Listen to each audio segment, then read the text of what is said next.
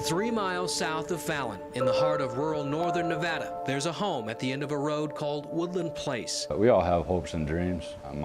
This one devastated me, wiped me out. Today, this is all that remains of Marine Corps veteran Matthew Parker's American dream. It still hasn't set in. That realization that everything that just went to nothing.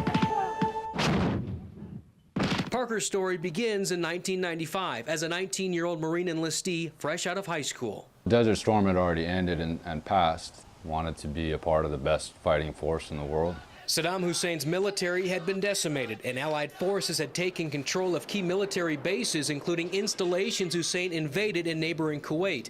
As an aviation ordnance lance corporal with the 369th Marine Division, Parker deployed as part of Operation Southern Watch, a 6-month mission that took his unit to the Middle East aboard the USS Peleliu. You're in a circumstance where there has to be things done and things moved. You work. Somebody's got to do it. Right, and that was us, and we did it.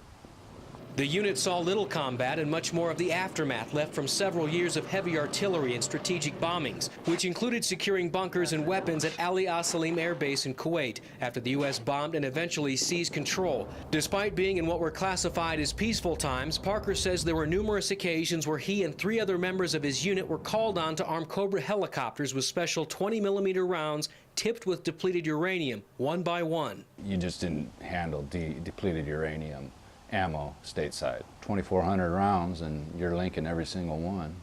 Bare hand. Yeah, there's no gloves, no nothing.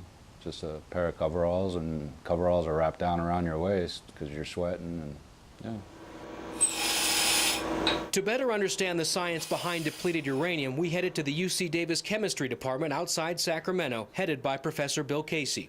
All uranium is slightly radioactive. And so you have a radioactivity hazard. It's very slight. Depleted uranium is less radioactive than normal uranium. It also has a chemical hazard. The chemical hazard really only shows up when you're making extremely small particles out of it or caustic materials and you're breathing it. Personal protection equipment, or PPE, was a highlighted part of military training during and after the Gulf War due to the potential chemical and radioactive threat that existed, including handling of munitions and breathing in depleted uranium particles left behind in contaminated bunkers and vehicles that were targeted during Desert Storm. Despite the need to have PPE, Parker says it was never used. At no time, we didn't have it, never saw it. You're supposed to have it in every ordnanceman knows, or anybody that handles it knows, that you were supposed to have PPE, and we never ever had it. When the deployment was over, Parker returned home to begin civilian life. A new job took him from his home in Washington to Fallon, Nevada. For the next 5 years, things were going well in his new life. It was exciting, well, definitely exciting, on top of the world. But being on top didn't last long. Mood swings, joint pain, and severe headaches gradually took over his life.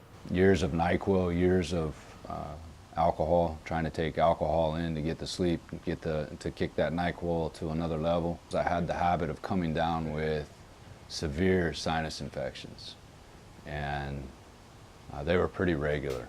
Parker says the sinus infections got so bad he went to see a doctor in Carson City. As he waited to be seen, he suffered a seizure and was rushed to the hospital. Carson Tahoe ran a quick MRI and discovered that there was a massive tumor in the front of my head.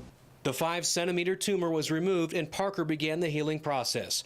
After surgery, his doctor asked him if he'd ever been exposed to radiation. Knowing what he and 3 other soldiers experienced overseas, he began making phone calls. The first 2 men from his unit reported to be fine, but nothing could have prepared him for the conversation he had with the 3rd member of his unit, Dan Paris, who Matthew had worked with side by side and hadn't spoken to in 10 years. I'm like, hey man, how you doing? And he goes, well, I'm not doing too good, because I just had brain surgery. And I'm like, what are you talking about? And he goes, well, I've got this mass in my head. They had to go in and take it out. He goes, I almost died. And I'm like, what, dude, stop joking around. I got the same thing, type of thing in my head. He said that they had found his like in Thanksgiving 2010, and that we were both in the same boat. As they tried to find the cause to their cancers, both men arrived at the same conclusion. We were basically stuck at the hip through 90% of our time being in the Marines together. There's only one thing that he and I have a link on, and that's depleted uranium munitions. Their hypothesis, however, was not well received by doctors with Veterans Affairs. With that specific issue, they don't even want to talk about it. So you bring it up and they try to dismiss it as fast as they can. There's very little of anyone that wants to help you or even talk to you about it. Parker's request for disability through the VA citing exposure to DU came back in the form of a denial letter stating there was no evidence to connect his tumor to depleted uranium exposure, nor was there any proof he was exposed to DU during his deployment. For them to come back and put out the denial letter like they stated, there's an anger. And they can do that to me, and they can do that to Dan. What are they doing with other guys? I mean, that thought goes through your head. What are they doing to the rest of our vets? I mean, I'm a nobody. The reality is that I'm nothing.